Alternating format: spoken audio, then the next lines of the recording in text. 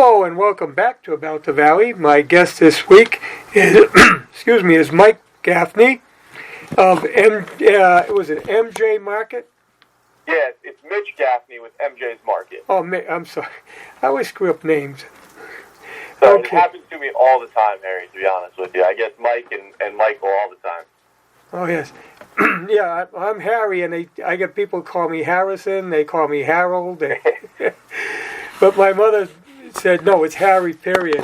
It's not a slang or abbreviation or anything. No, it's actually Harry. like the Prince. Okay. Well, anyway, Mitch, you're opening a cannabis store in Grafton. We are, yeah. We're looking to open a retail dispensary here in Grafton sometime this summer. We're targeting July. And then beyond that, we'll work to open up a medical treatment center as well as cultivation and manufacturing operations, all within the same building here in North Grafton.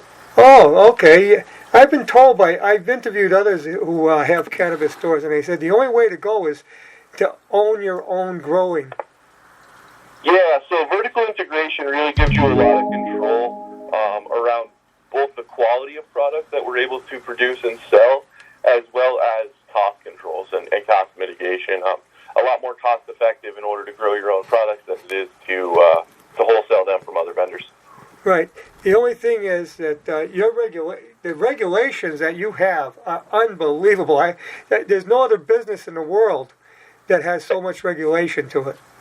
Yeah, Mass is actually one of the more heavily regulated states as well in terms of, especially on the grow side, what you can and can't do. They're very strict about pesticides, chemicals, have a very stringent testing process, and we're very fortunate that while we're only a 5-man team as it sits today, one of the 5 is a head of cultivation who we went and brought in from another company that's a fairly big player in Massachusetts that was recently bought out, and he's very familiar with those rules and regulations and has been very successful in this industry already. So it's a guy by the name of George Morales, and we're absolutely thrilled to have, we call him J-Orge around here, as he's the J in MJ's.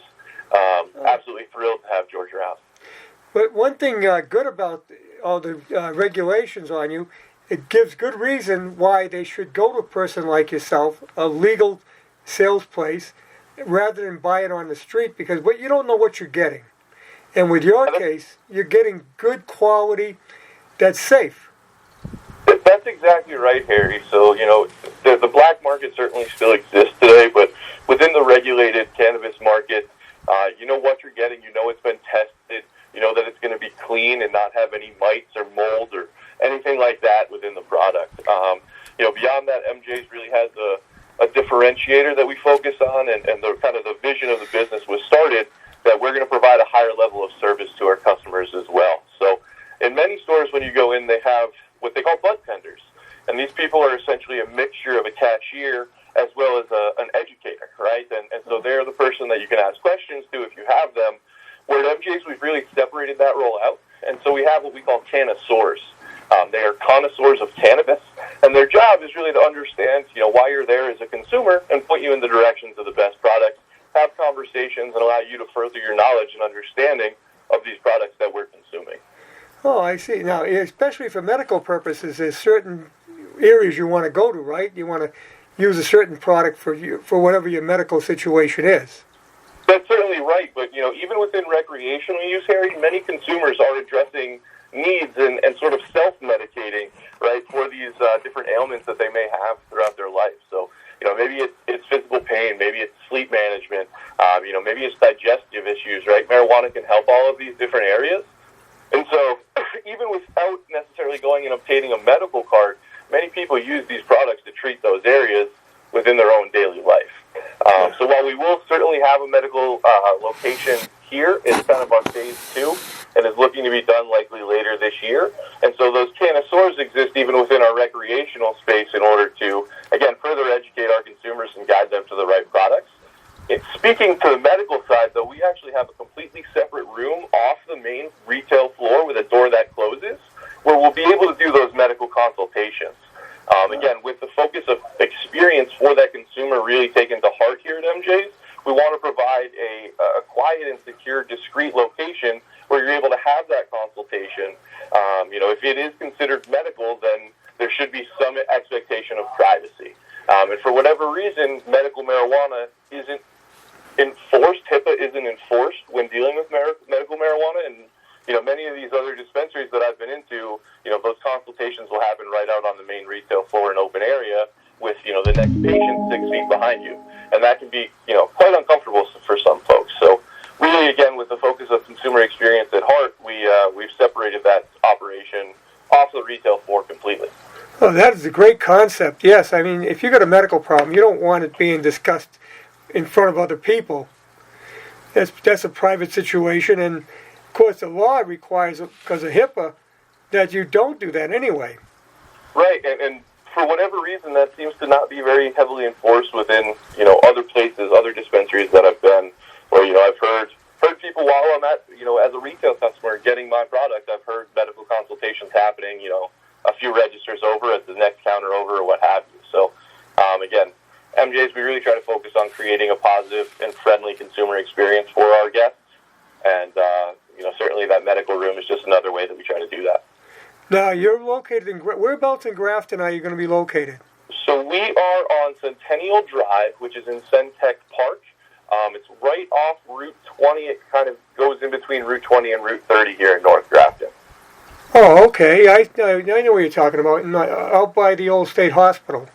That's exactly right. Yep, it was, I believe, like a Tufts State Hospital, and we're in that industrial park there, over by State Street Bank. For those of the viewers that may be familiar, or listeners, I suppose.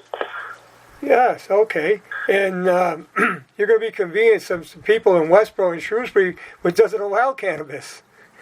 Yeah, that's certainly right. We expect, a lot of folks to come in to check out MJ's from the surrounding communities. Certainly, we're very big on supporting our communities, and I can speak to some different ways that we do that. But we certainly expect folks from all over the area, Worcester included, especially once the word gets out around what we're doing and how we're a little different, that we expect, a lot of folks from those surrounding communities to come and check us out as well.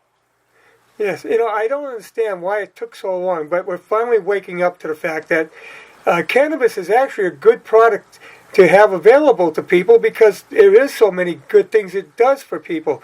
If you're a cancer victim and you're under care with the cancer drugs, this helps you get through it.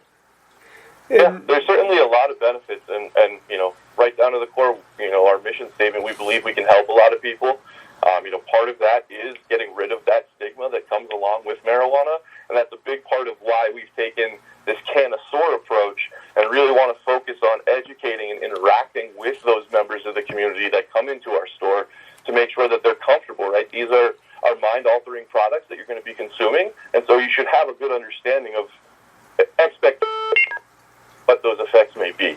And so I think through these conversations within our own local community, within our store, we'll be able to further stigmatize marijuana, and hopefully it'll help the community really understand and believe, like we do, that this is going to be very beneficial for a lot of people and may help solve a lot of problems that people are currently experiencing.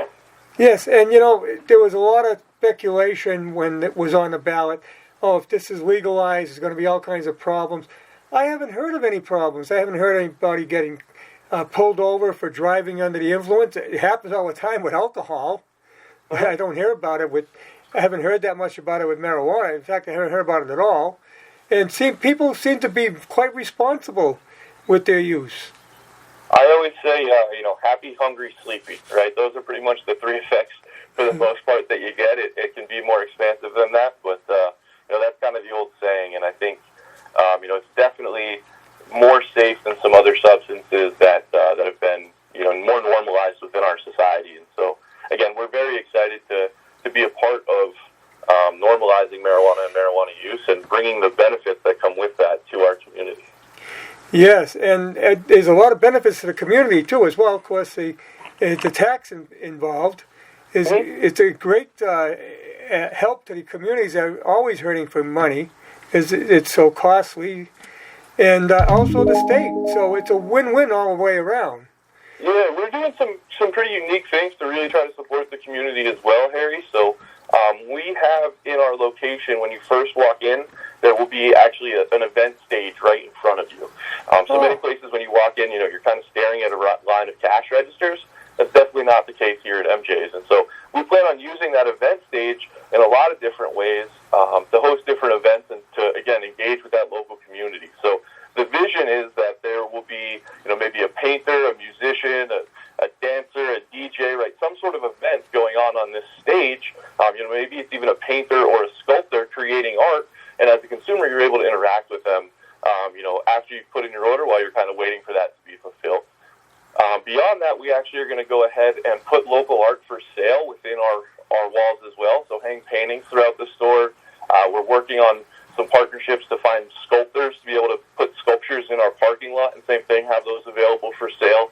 So just another way we can try to support the local community, especially the local art community, which I think is one of the harder hit areas by COVID and something that hasn't quite got the same area of relief as some of the other industries that have been affected. Well, it looks to me like MJ Market is going to be unique to this business. You're not the same. You're not like the rest. You're not the... We are certainly taking our own unique approach. Yes. Again, there's quite a few things that we're doing and plan to do that'll separate us. Another thing that I think is quite different than anywhere else, and we're in a unique position because we have all 4 licenses under the same roof, is we plan to offer tours to individuals. So I would highly suggest that you check out any of our social media, because I have done some previously walkthroughs where you actually can kind of see some of these areas, but we have a corporate offices here as well as a corporate conference room, and there's actually a viewing window from that conference room into what will be our grow space. So we plan on doing things like offering tours and allowing, again, trying to educate those consumers and create a cannabis experience here, allow them to see the different stages of the plant throughout its life cycle, peek in and kind of understand more of our manufacturing processes, again, to try to further that understanding of the products that they're consuming. Oh, Mitch, thank you very much. It's very interesting, and I look forward to... I may take a visit with you when you open up. Yeah, certainly. We would love to have you in. Right now, we're shooting for a July opening. It'll likely be sometime during the week of the 20th or right around that area. Looking at maybe a grand opening that weekend of the 23rd or 24th. Again, that is dependent on us getting through a few inspections, and we are at the mercy of the timeline of the Cannabis Control Commission here in Massachusetts. But Yes. As soon as we're able to open, Harry, I'll let you know, and we'll have you in. All right. Well, thank you very much, Mike. And stay tuned for the Johnny Carr Show coming up next. Okay.